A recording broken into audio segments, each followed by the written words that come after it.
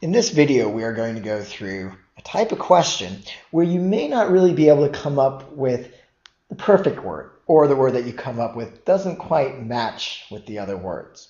Or maybe you're just really not sure at all what goes here in the blank. So let's read this sentence and assume, again, that we don't quite understand what it's saying. Poetically referred to as visitaflora, or flower visitor by the Spanish, the hummingbird has the curious blank of having the fastest heartbeat of any extant vertebrate.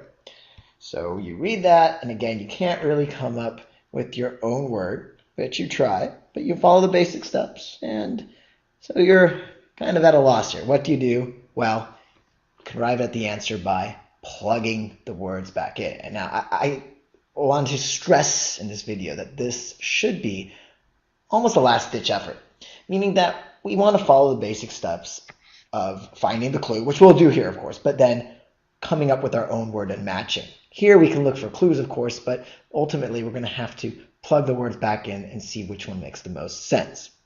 Okay, so we start here with notion. Has the curious notion of having the fastest heartbeat alive. So you think about notion, it means an idea. So you can substitute the word idea. Has the curious idea? Well, no.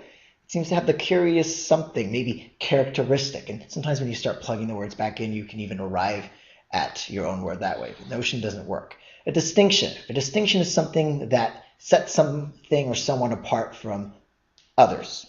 And so this seems like a distinction. Maybe it has the fastest heartbeat, so it's in its own little group, the fastest heartbeat group. So maybe this works. We'll put a little question mark there. Necessity. So anywhere in the sentence, are there clues supporting the idea that the hummingbird has to have the fastest heart? Maybe you have a background in science and think, oh, I've read somewhere that they have to have that really fast beating heart, otherwise their wings can't move that quickly. But that doesn't matter. In the sentence itself, there are no clues backing up necessity, so you can get rid of this. Ignominy or ignominy, you don't really know what it means, I'm assuming. It's the hardest word of the batch, and so you can also put a question mark next to it. Fortune.